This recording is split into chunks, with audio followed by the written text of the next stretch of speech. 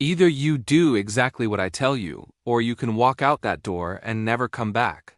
Victor Hale's voice echoed through the pristine corridors of Les Cils, the most exclusive restaurant in Chicago. He didn't need to shout.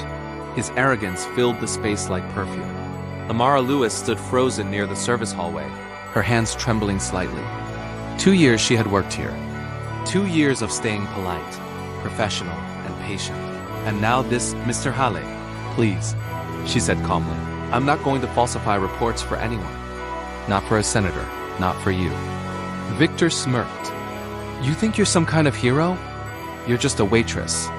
Don't act like you're better than the people who pay your bills.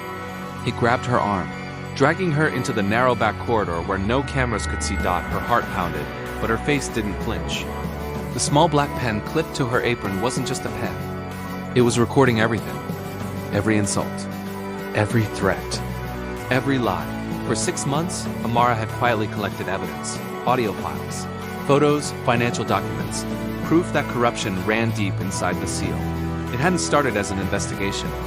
But when she saw how Victor stole from clients and humiliated staff, silence was no longer an option.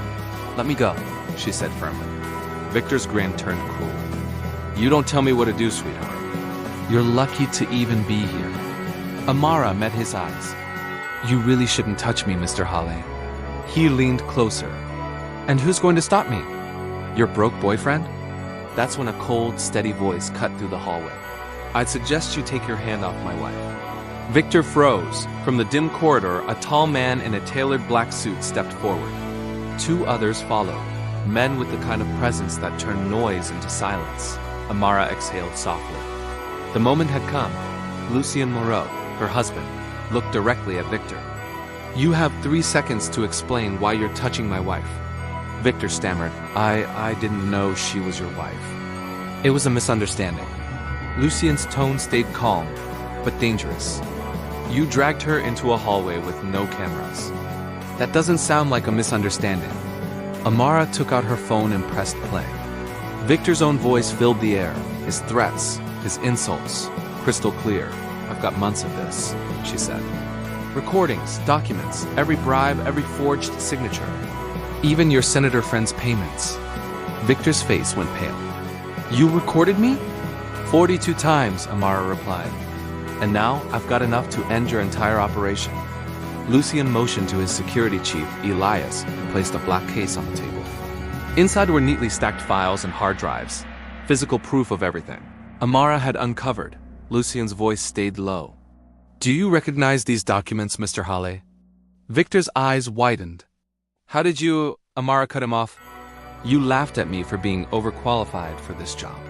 You thought I was just a waitress. You never imagined I was undercover. Lucien stepped closer. My wife's been working with the federal task force. You were never her boss, Victor. You were her case. Panic spread across Victor's face. Wait, we can make a deal. Lucien's expression hardened. You already did. You just didn't know it. Amara looked him straight in the eye. You spent months trying to break me.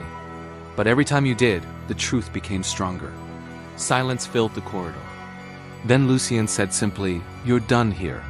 Moments later, the sound of approaching footsteps filled the hallway. Agents appeared, badges glinting under the lights. Victor Hale, one said. You're under investigation for fraud, bribery, and harassment. Victor tried to speak, but the words died as the cuffs locked around his wrists. Amara finally exhaled.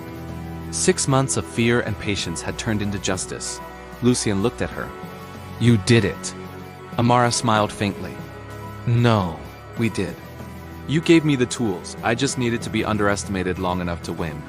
Outside, the flashing red and blue lights painted the restaurant walls. Reporters gathered. Patrons whispered dot by dawn. Les Cils was swarming with investigators. The empire Victor built on lies was collapsing dot at a morning press conference. The Bureau confirmed it, a multi-million-dollar corruption ring. Exposed by an undercover employee. No one knew her name yet. But the city was already talking.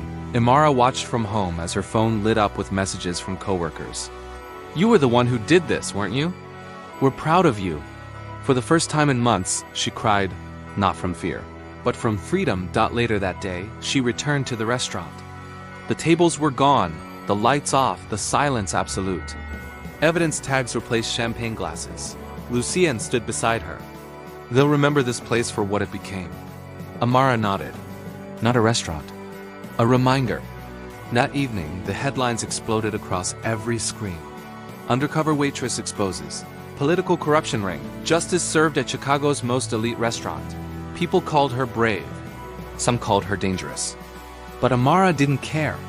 She hadn't done it for applause. She'd done it because silence had gone on long enough. A week later, the mayor called, asking her to consult on new ethics laws. The woman once mocked for serving tables was now being asked how to serve justice. She walked past Lucille one last time. The golden letters were gone. She taped a small note to the door. Integrity is still in style. Then she walked away. The city lights reflecting on the pavement. Proof that quiet strength can change everything. In a world where power hides behind charm, one woman proved that silence can be the loudest weapon of all. She didn't seek revenge, she built accountability. She didn't shout, she documented. And when truth finally spoke, it echoed far beyond the walls of a restaurant. This was the story of Amara Lewis, not of weakness, but of unwavering strength, of justice served in shades of truly black and white. If this story inspired you, subscribe to Truly Black and White, where every story reminds us, truth may be quiet, but it never disappears.